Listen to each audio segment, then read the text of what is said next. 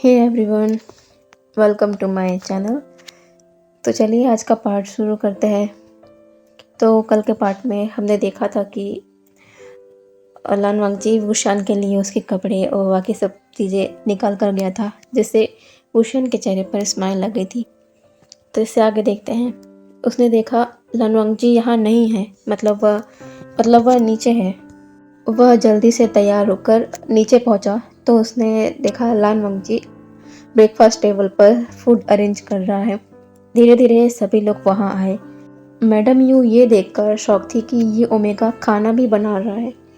ज़्यादातर ओमेगाज अपना काम सर्वेंट से कराते हैं, लेकिन ये खुद खाना बना रहा है। मैडम यू को अब अपने डिसीजन पर शक हो रहा था, क्योंकि वो वुशियान से सब कुछ छीनना चाहती है। वो कभी नहीं चाहती कि वुशियान खुश रहे। उन्होंने इस बात को अभी तो इग्नोर ही किया, क्योंकि आज उन्हें वैसे भी एक इम्पोर्टेंट काम पर जाना है, वैन रोहान के घर जांग चेंग की शादी की बात करने वैन किंग से। इसलिए उनका सारा फोकस अभी इसी बात पर है। सभी लोग ब्रेकफास्ट करने बैठ जाते हैं। वुशन कहता है, लानवांग जी तुम भी बैठ जाओ, ब्रेकफास्ट करो। लानवांग जी बैठ जाता है। सभी जल्दी से ब्रेकफास्ट खत्म करते हैं और सभी अपने अपने काम पर निकल जाते हैं। सभी के जाने के बाद वुशियान लानवांग जी से पूछता है, लानवांग जी मैं ऑफिस जा रहा हूँ, तुम्हारे अंकल और ब्रदर वहाँ आ जाएंगे, क्या तुम चलना चाहोगे? लानवांग जी वुशियान की ओर देखता है और हाँ में अपना सिर हिलाता है। वुशियान ने आज भी उसकी आवाज़ नहीं सुनी। वो थोड़ा सैड हुआ, लेकिन कुछ नहीं कहा। वुशियान कहता है, तो फिर ठीक है, चलो। दोनों ऑफिस की ओर निकल जाते हैं। ऑफिस पहुंचने के बाद वुशियान लानवांग जी को अपने कैबिन में बैठाता है और खुद काम करने लगता है। तभी थोड़ी देर बाद वहाँ लान सिचेन और लान कुरैन आते हैं। वो लानवांग जी को वहाँ देखते हैं। वो उसके पास जाते हैं और उससे पूछते हैं, वांग जी तुम कैसे हो? लानवांग जी कहता है, मैं ठीक हूँ अंकल। अब जाकर वुशियान ने उसकी आवाज़ सुनी। चेहरे की तरह आवाज़ भी बहुत खूबसूरत है।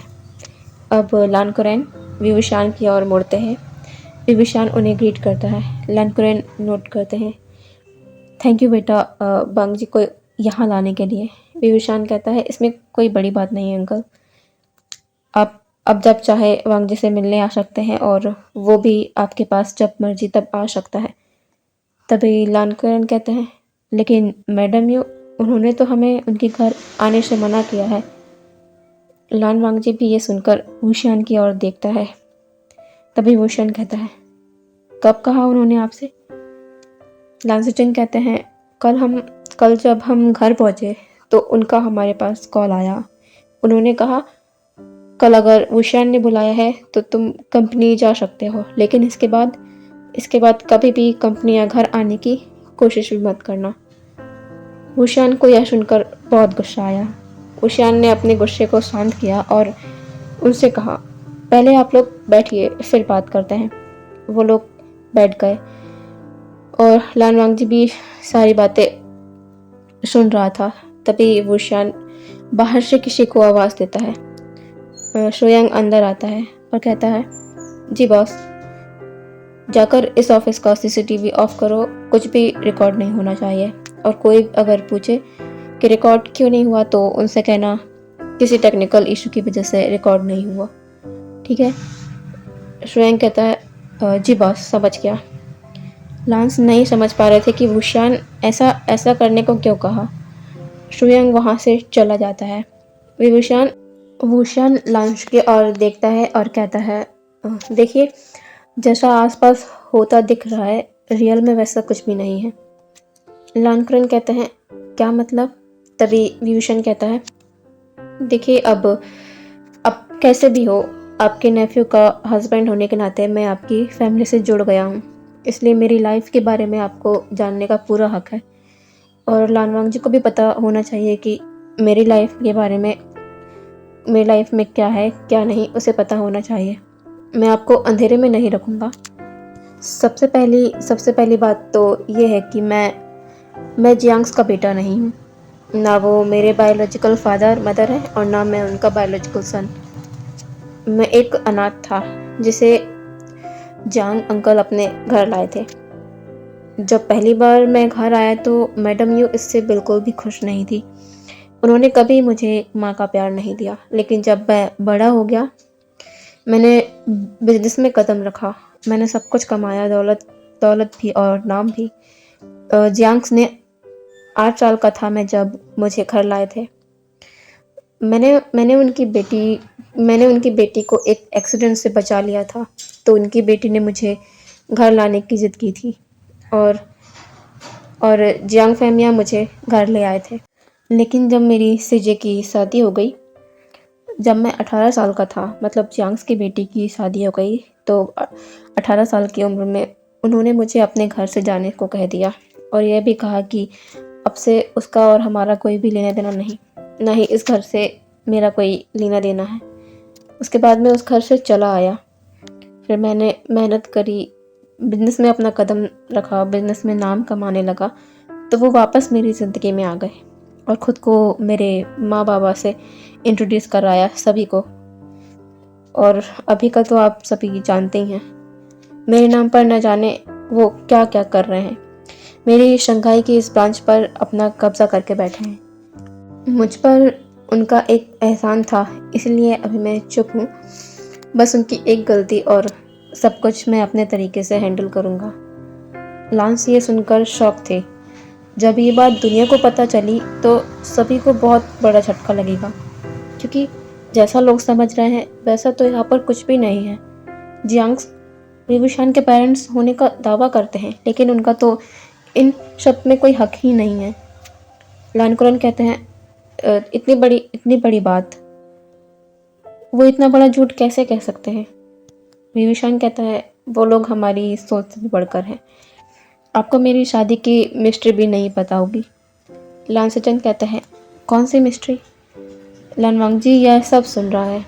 विभीषण कहता है मैडम यू मेरी शादी आपके नेफ्यू से इसलिए करवाई क्योंकि वो नहीं चाहती कि मैं किसी बड़े घर की ओमेगा से शादी करूं, इसलिए उन्होंने आपकी फैमिली को चूज़ किया, जिसकी कंपनी को वो अब अपना बनाकर बैठी है। लेकिन मुझे ये शादी से कोई प्रॉब्लम नहीं थी, क्योंकि मुझे बड़े छोटे घरों से फ़र्क नहीं पड़ता। मुझे आपका नेफ्यू पसंद था, इसलिए मैंने उससे शादी की। वरना कोई किसी बात के लिए मुझसे कोई ज़बरदस्ती नहीं कर सकता, चाहे वो मैडम यू ही क्यों ना हो। वैन रोहान अपनी बेटी की शादी मुझसे कराना चाहता था और मैडम यू को ये बात पता थी। वो अपने बेटे जियांग चेंग की शादी वैन किंग से कराना चाहती थी, क्योंकि उन्हें पावर चाहिए, इतनी पावर कि वो मेरी कंपनी को अपना बना सके। इसीलिए उन्होंने मेरी और लानवांगजी की शादी तुरंत करवा दी। उन्होंने कई बार मुझसे इस कंपनी को जियांगचेंग के नाम करने को कहा, लेकिन मैंने उनका कोई जवाब नहीं दिया। इसलिए उन्होंने दूसरा रास्ता अपनाया, लोगों की कंपनी को हड़पना शुरू कर दिया और उनका शिकार आपकी कंपनी भी इजीली ही हो गई। भूषण अब लानसचन को देखते हुए कहता है लानसचन, आपको नहीं लगता कि आपको किसी भी अजनबी पर आंख बंद करके भरोसा नहीं करना चाहिए। लानवांगजी ये बात समझ गया कि भूषण इस बात के बारे में जानता है। वो चुप ही रहा कि कभी ना कभी ये बात सामने आने ही थी। उसके भाई की आंख भी खुलना ज़रूरी है। जिस पर वो अंधा विश्वास करते हैं वही उनकी मुसीबत की वजह बना। अंकल कुरैन विभूषण की बातों को समझ रहे थे, मतलब उनका शक सही था, यह वही शख्स है। मैं गया हूँ। लानसचन विभूषण से कहते हैं किस बारे में बात कर रहे हैं आप। विभूषण एक फाइल आगे करता है। लानसचन उस फाइल को उठाते हैं और पढ़ने लगते हैं। जैसे जैसे वो पढ़ रहे थे उनकी आंखें शौक में बड़ी होती जा रही थी।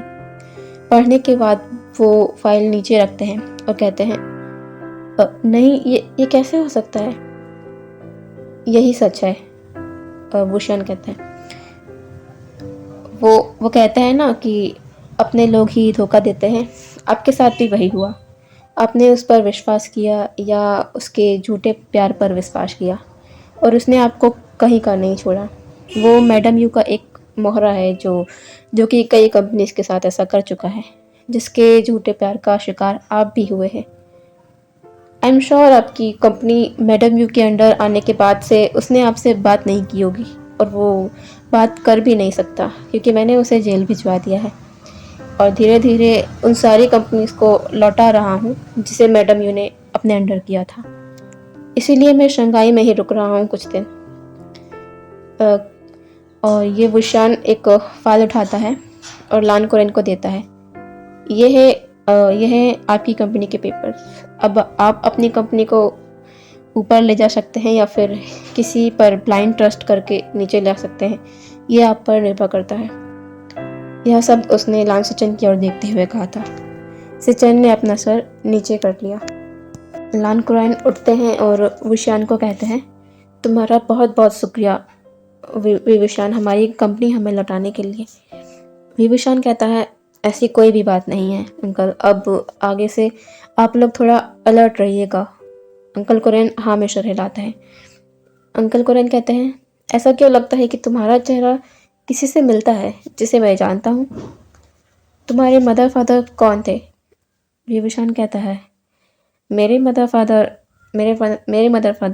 मदर कांक्षे सेरन और मेरे फादर वे चांक्षे थे। कांक्षे, तुम कांक्षे के बेटे हो। उशन कहता है, क्या आप मेरी माँ को जानते हैं। अंकल कोरेन कहते हैं, बहुत अच्छे से।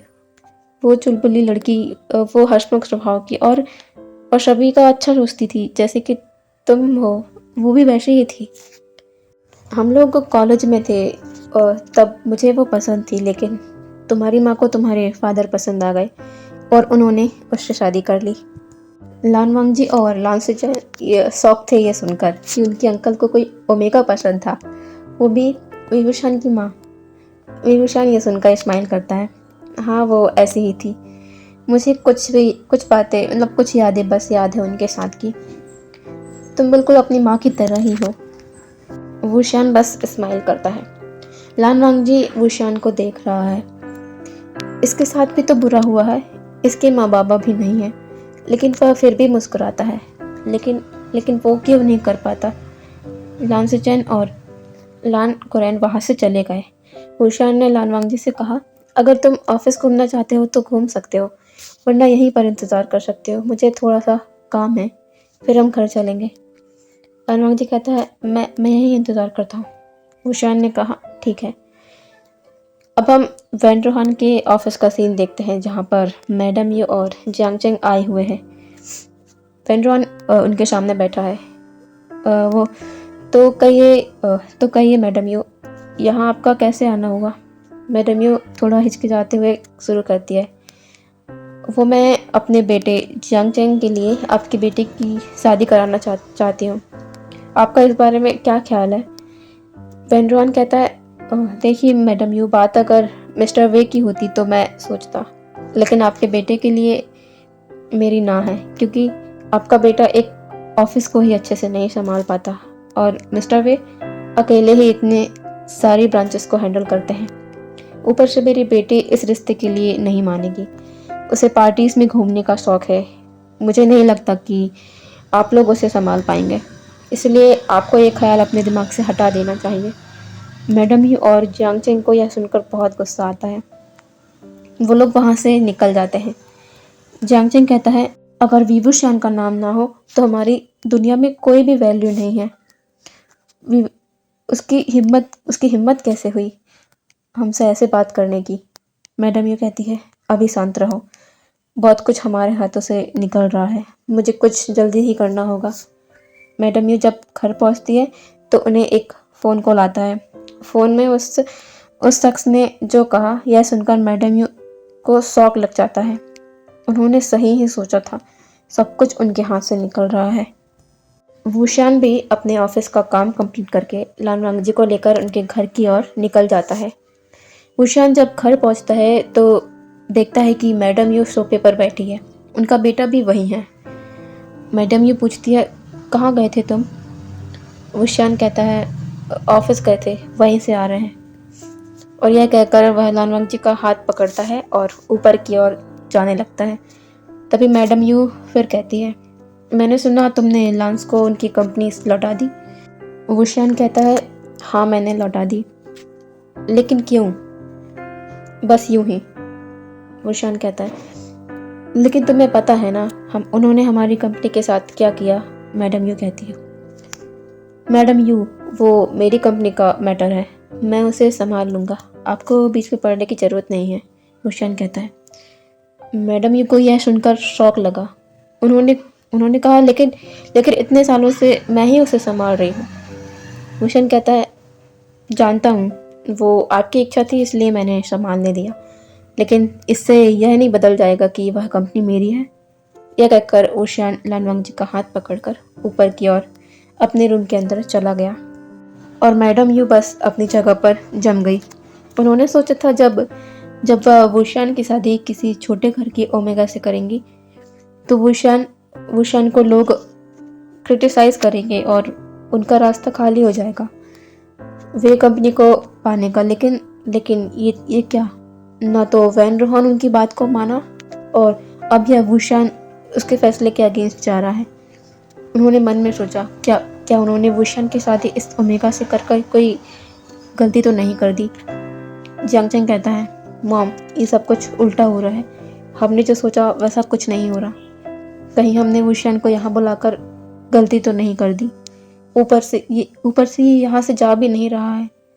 इससे तो अच्छा हम पहले ही ठीक थे जब ये यहाँ नहीं था, लेकिन यह अब हर चीज़ में इंटरफेयर कर रहा है। मैडम ये कुछ नहीं कहती। अब हम वुशियान और लानवांग जी के रूम का सीन देखते हैं। वुशियान काउच पर बैठकर अपना काम कर रहा है, तभी लानवांग जी वॉशरूम से बाहर आता है। वुशियान उसे देखता है। लानवांग जी मिरर के पास जाकर अपने बालों को टॉवल से पोंछने लगता है। उसका इस बात पर ध्यान ही नहीं था कि वुशियान उसके पीछे आकर खड़ा हो गया है। उसका ध्यान मिरर से तब हटता है जब उसे अपनी कमर पर किसी का वार्म हैंड महसूस होता है। उसका हाथ जो बालों को पोंछ रहा था वह वहीं रुक जाता है। वुशियान का हाथ कमर से होते हुए उसकी बेली तक आ जाता है और वह उसे अपनी ओर खींच लेता है। लानवांग जी की बैक वुशियान के चेस्ट से हिट होती है। लानवांग जी अपनी आंखें बंद कर लेता है। वुशियान अपनी नोज को लानवांग जी की नेक के पास लाता है और लानवांग जी को वहाँ स्निफ करता है। लानवांग जी इससे सिविल कर उठता है। वुशियान उसे टाइटली पकड़ लेता है और अपने लिप्स को उसकी नेक में रखता है और मिरर के थ्रू लानवांग जी को देखता है जिसने अपनी आंखें बंद की हुई है। वुशियान लानवांग जी की नेक में किसेस करने लगता है। लानवांग जी अपने हाथों की मुट्ठियों को कस लेता है। उसके चेहरे पर कोई भी एक्सप्रेशन नहीं थे, उसने बस अपनी आंखें बंद की हुई थी। वुशियान लानवांग जी को अपनी ओर करता है और कहता है, आंखें खोलो। लानवांग जी धीरे से अपनी आंखें खोलता है। वुशियान को उसके चेहरे में कुछ नहीं दिखता, वो नहीं दिखता जो वह दिखना चाह रहा था। वुशियान इसे इग्नोर करता है और लानवांग जी के लिप्स की ओर बढ़ने लगता है। लानवांग जी कोई प्रोटेस्ट नहीं करता। वुशियान जो करना चाह रहा है उसे करने देता है। वुशियान अब लानवांग जी के लिप्स पर किस करने लगता है। लानवांग जी भी उसे किस रिटर्न करता है। वुशियान को यह देखकर अच्छा लगता है। वुशियान अब उसे अपनी गोद में उठा लेता है। लानवांग जी अपने हाथों को वुशियान के नेक के अराउंड लॉक कर लेता है। वुशियान उसे बेड की ओर ले जाता है और उसे धीरे से बेड पर लिटा देता है और उसके ऊपर आ जाता है। लानवांग जी को पता था किसी न किसी दिन यह होना था, उसने बस अपनी आंखें बंद कर ली। वुशियान उसकी नेक पर किस करते हुए उसकी शर्ट की बटन खोलने लगता है, उसकी शर्ट को उसकी बॉडी से अलग कर देता है। तभी वुशियान उसके चेहरे की ओर देखता है और उसके करीब जाकर धीमी वॉइस में कहता है, मेरा बर्थ नेम वेइंग है। लानवांग जी अपने आईज ओपन करता है। वुशियान उसकी आंखों में देखते हुए कहता है, तुम्हारा बर्थ नेम क्या है? लानवांग जी धीरे से कहता है, लानसान। वुशियान मन में दोहराता है, लानसान, बहुत बहुत प्यारा नाम है, बहुत प्यारा नाम है तुम्हारा। वो लानवांग जी से कहता है। लानसान अपनी नज़रें नीचे कर लेता है और वुशियान उसकी नेक में किस करने लगता है। नेक से उसकी बालें तक उसकी पूरी अपर बॉडी को किस तक और बाइट करता है। लानवांग जी कोई भी नॉइसेस नहीं निकालता, वह बिल्कुल शांत लेटा हुआ है अपनी आंखें बंद करके। वुशान खुद को भी अनड्रेस करता है। दोनों पूरी तरह नेकेड एक दूसरे की बाहों में थे और दोनों का रोमांस शुरू हो गया। लव मेकिंग के दौरान वुशान ने लान वांगजी को माफ किया और खुद को भी करवाया। उनके रोमांस के बाद वुशान ने लान वांगजी को अपने बाहों में लिए हुए था और उसके बालों को सहला रहा था। लान वांगजी बस चुपचाप उसकी चेस्ट में लेटा हुआ था। वुशान ने आखिरी बार उसके हेड पर किस किया और कहा लव यू लानजान, और अपनी आंखें बंद कर ली। लेकिन लान वांगजी ने कुछ नहीं कहा। दोनों ही फिर सो गए। वुशान की आंखें खुली तो वो बेड पर अकेला था। वुशान को पता चला कि लान वांगजी जल्दी उठने वाला पर्सन है। वो जल्दी से उठा। उसने देखा उसने अभी भी एक भी क्लॉथ्स वेयर नहीं किया। उसने एक टॉवल को अपनी वेस्ट के अराउंड रैप किया और वॉशरूम की ओर बढ़ गया। उसी वक्त लान वांगजी वॉशरूम से बाहर आया। उसने वुशान को देख अपनी नज़रें झुका ली। वुशान उसके पास आया, उसको कमर से पकड़ के तेजी से अपनी ओर खींचा। दोनों के चेस्ट आपस में हिट हो गए। वुशान ने उसकी चीक्स पर किस करते हुए कहा गुड मॉर्निंग माय लव। लान वांगजी ने भी रिप्लाई किया गुड मॉर्निंग। बस वुशान ने एक बार उसके फॉरहेड पर किस किया और वॉशरूम की ओर बढ़ गया। लान वांगजी ने पलटकर वुशान की ओर देखा और मन में कहा लव। उसके दिल में क्या चल रहा है वो खुद उसे समझ नहीं पा रहा। वुशान जब वॉशरूम से बाहर आया तो आज फिर उसने वही सब देखा। उसके क्लॉथ्स बेड पर निकाले हुए हैं। उसके चेहरे पर एक बहुत बड़ी स्माइल आ जाती है।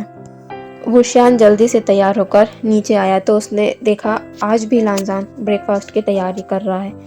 वो आकर डाइनिंग टेबल पर बैठ गया। मैडम यू जियांग फैमिया भी वहाँ आए। मैडम यू लानजान और वुशान को देख रही थी। वुशान कैसे लान वांगजी की ओर देख रहा है। उसे बहुत गुस्सा आ रहा था। उसने क्या सोचा था और क्या हो रहा है। उसे अब ये सब बर्दाश्त नहीं हो रहा।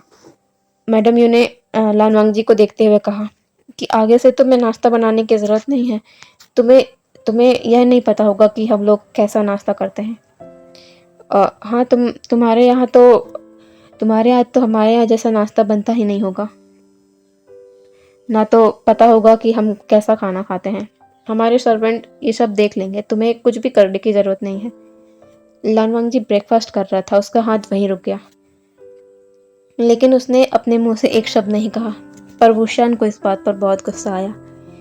किसी और के पैसों पर पल रहे हैं ये लोग और इनकी बेशर्मी देखो।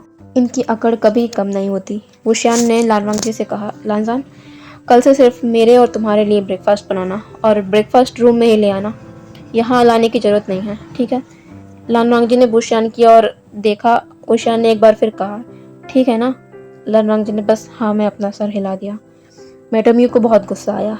कहाँ वो लान वांगजी को नीचा दिखाना चाहती थी और ये क्या हो गया।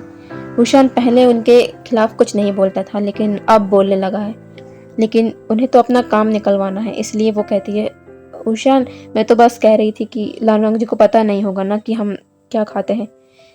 वुशान कहता है वो क्या है ना, मुझे मेरे ओमेगा के हाथ का खाना बहुत पसंद है।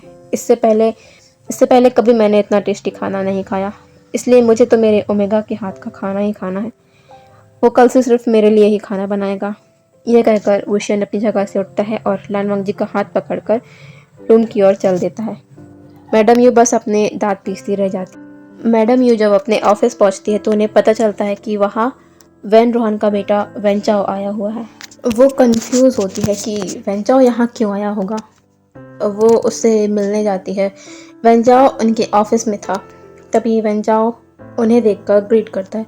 मैडम यू बस नोट करती है। मैडम यू कहती है मिस्टर वैन, आप यहाँ कैसे। तभी वेंचाओ एक घटिया स्माइल के साथ कहता है कि मुझे आपसे कुछ बातें करनी है। मैडम यू सोचती है कि इसे उनसे क्या बात करनी है। मैडम यू कहती है हाँ कहिए क्या बात करनी है। तभी वेंचाओ कहना शुरू करता है कल मैंने आपको और आपके बेटे को देखा हमारे ऑफिस में, और मैंने आपकी वो बातें भी सुनी जो आपने मेरे फादर से कही। मैं आपको आपके इरादों को देख सकता हूँ कि आपको ये वे कॉरपोरेशन अपना बनाना है। मैं अपनी बहन के मामले में तो कुछ नहीं कर सकता, लेकिन ये प्रॉमिस ज़रूर कर सकता हूँ कि आपको ये कंपनी आपके नाम करने में मदद करूँगा। मैडम यू की आंखें यह सुनकर चमक जाती है और वो वेंचाओ की ओर देखकर कहती है, और तुम ये कैसे करोगे? वेंचाओ कहता है, वो सब आप मुझ पर छोड़ दीजिए, लेकिन मैं आपकी इतनी बड़ी मदद करूँगा तो आपको भी मेरे लिए कुछ करना होगा। मैडम यू उसकी ओर देखती हैं और कहती हैं कि क्या करना होगा? वेंचाओ कहता है, थोड़ा मुश्किल काम है ये, क्या आप कर पाएंगी? ऐसा कौन सा मुश्किल काम है जो मैं नहीं कर सकती? मैडम यू कहती है। वेंचाओ कहता है, आपको ये कंपनी चाहिए और मुझे वो लान वांगजी चाहिए। आपको कुछ ऐसा करना होगा जिससे वेवुशान लान वांगजी से दूर हो जाए, वो उसे छोड़ दे और लान वांगजी मुझे मिल जाए। मैडम यू वेंचाओ के इरादों को समझ चुके थे। उन्होंने एक स्माइल करी और कहा, यह बहुत ही आसान है, हो जाएगा ये काम, और तुम्हें मेरा काम करना होगा। वेंचाओ कहता है, कैसे करेंगी आप ये काम? मैडम यू कहती है, 2 दिन बाद जंग चंग का बर्थडे है, तुम वहाँ आओगे तो सब समझ जाओगे, लेकिन तुम्हें मेरी बात माननी होगी। वेंचाओ कहता है, मैं इसके लिए तैयार हूँ, बस कैसे भी लान वांगजी मेरा होना चाहिए। मैडम यू बस एक स्माइल करती है। वो भी यही सोच रही थी कि उन्होंने लान वांगजी की शादी वुशान से करके गलती कर दी। इसके बाद से वुशान उनके कामों में दखल अंदाजी करना बंद कर देगा। अच्छा होगा लान वांगजी नामक रुकावट जो उसके रास्ते पर आ रही है वो दूर हो जाएगी। और वेंचाओ उन्हें बाय कहकर एक कनिंग स्माइल के साथ बाहर निकल जाता है और जाते जाते एक ही वर्ड कहता है, बेवकूफ़ औरत। तो इस पार्ट को मैं यही रोकती हूँ। मुझे बताइएगा आपको ये एफएफ कैसा लगा। अच्छा लगा तो लाइक कीजिएगा वीडियो को और सब्सक्राइब कीजिएगा चैनल को। ठीक है, तो कल मिलते हैं नए वीडियो के साथ। Bye bye.